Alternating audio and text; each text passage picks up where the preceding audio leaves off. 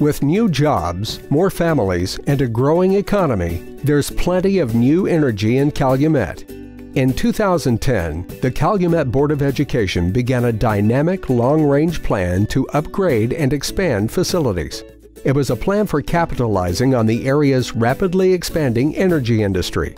Designed in 4 phases, the board had a big vision for updating and improving Calumet schools and preparing the district for a growing enrollment.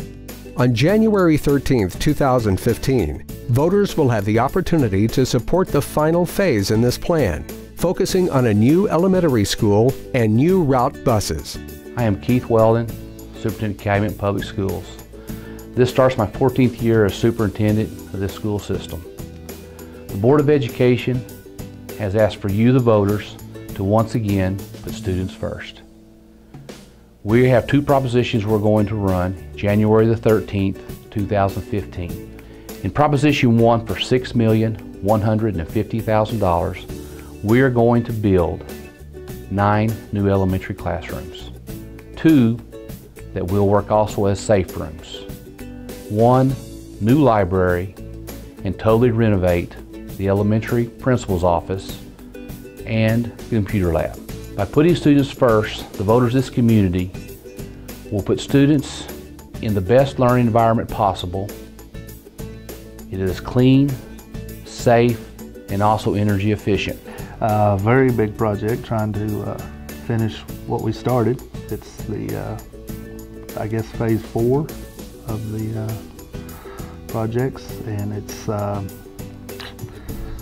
time to do it because of the gas plants and windmills. So we need to get it passed and get this elementary school going. The longer we wait, the less they pay. The more it will come out of the taxpayers' pockets. Hopefully it brings several new families to the community, and we'll have bigger classrooms for them to come to school with, and nicer, newer, updated, all the iPads, all the technology, big libraries in the new floor plans here. It's good for people, young families, to draw young families into town.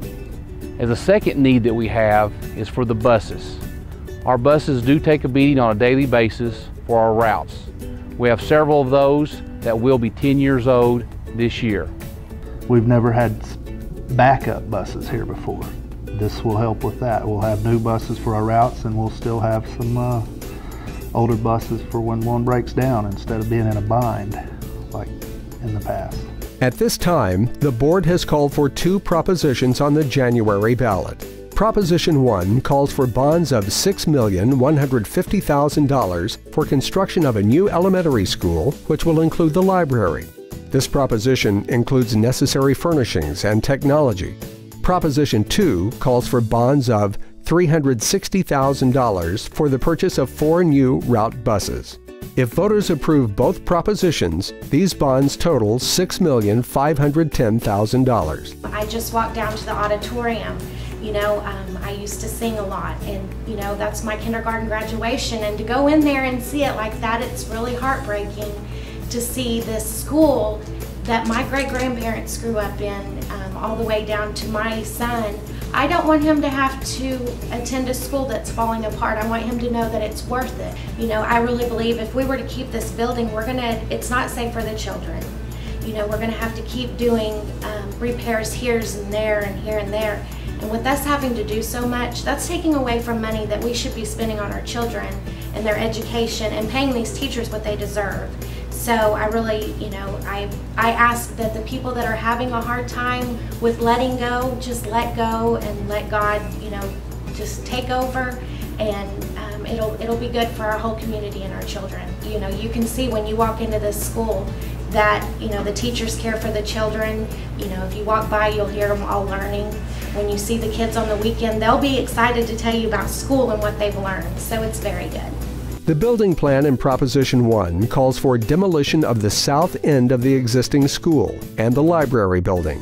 The new elementary school with library will be built in the footprint of the old building and attaching to the north end of the building. If approved, the new building will include 9 classrooms for the elementary students. 2 of these classrooms will be constructed as storm-safe rooms. The new building will also include the library, bringing it into the main building. The new structure will be fire sprinkled, and the necessary restrooms, technology, and furnishings will be included. In the remaining north wing of the building and the existing computer lab, paint and other finishes will be upgraded. When we do a tornado drill, there's kids in 5 different areas when it's over for me to go check on and make sure that they're all safe. When we have a fire drill, they're in 4 different areas. Because of where their classrooms are located, they are out on the playground or across the street, and so it would just be nice if we were all in one contained building. I just would feel so much safer. And there's always that fear that because we are open on one end, that someone could come up on the playground and snatch one of the kids. I mean, that thought just goes through your mind nowadays. I wished I didn't have to worry about things like that, but the need for a new school is more of a safety issue, I think, than anything. We've made improvements to the building that we're in. It's part of it's 54 years old and part of it's 97 years old, and our current library is outdoors, so when it's icy out or it's raining, the kids have to, you know, there's no way to get to the library besides getting wet. And Calumet is growing, and we have 24 in one classroom. That's our 3rd graders. We have moved up to what was the old high school, but there's too many kids. Our enrollment is up. We have 24 kids in one room, and it's just wall-to-wall desk.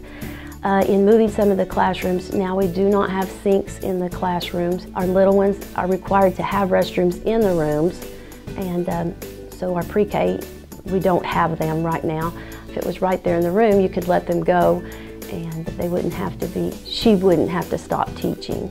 In elementary, you just have a lot of where they need space. Sometimes we put centers on the floor. We have reading groups going on. Sometimes they just need a brain break and they need to get up and move around, and that's just not possible in the rooms that we've taken over. Calumet is very fortunate because we are a small school setting where the teachers, we have all been here a while, we all know the parents, and they're our babies, and we just want what's best for them. If voters approve this proposition, work will begin spring 2015, with completion expected in summer 2016. You can continue to throw good money after bad. You can continue to refurbish the building, and it'll end up costing you a lot more than just building a new one. With all the oil and gas money in this community and the surrounding areas, this is exactly when it's the time to implement something like a new school, because everybody knows from driving around the state of Oklahoma, and you see a small town when the school is no longer there, the town is no longer there. I think that the school that we currently have right now for the elementary students is not well laid out. They should be able to make it more streamlined, control access, and make it to where you know where the kids are at all times, make sure you know who's coming into the school at all times, and keep it really restricted to that, and to make sure our children are safe. Why pass this bond issue now? The Calumet School District is in a very unique position. Fortunate to be located in a region rich with energy resources, the school board has been prudent about taking on debt to upgrade and expand district facilities. When patrons approved the bond issue in 2013, the millage for Calumet schools was expected to increase to more than 68 mills. However, addition of the wind farms and gas plant to the tax rolls have increased the assessed value of the district, while reducing the burden upon taxpayers for repayment of the school bonds. With these additions from energy-related operations, mills attributable to Calumet schools have actually dropped from 53.69 in the 2012-2013 tax year to 49.61 mills today. Approving both Proposition 1 and 2 for a total of $6,510,000 in bonds will increase the mills to 66.07, with payoff of all school bonds in 7 years rather than the original 10-year plan. The 2013 bonds were planned with a 10-year payout. In today's economic climate, bonds for the high school and elementary will be paid off in only 7 years, with a millage increase slightly less than was originally anticipated for just the high school. All this due to the impact of the energy industry in the Calumet district. How will your taxes be affected? If your 2014-2015 ad valorem tax amount was $100, you should expect an annual increase of $20.24, or just $1.69 per month. If your annual taxes were $500, you should anticipate an increase of $101.18, or just $8.43 per month. This tax increase will repay all Calumet school bonds in 7 years, including those for both the new high school, the currently proposed elementary school, interior upgrades, and additional route buses. You know, it's so important that these kids have the best. And if we have an opportunity and we're in a position to be able to provide them with the best because of where our community is financially, then we need to go forth with this and make sure, you know, we get this done. So I just encourage all of you guys to come out and vote January the 13th. You know, just get out to the polls, make sure you guys go out and get your vote in, and let's keep doing the right things for these kids.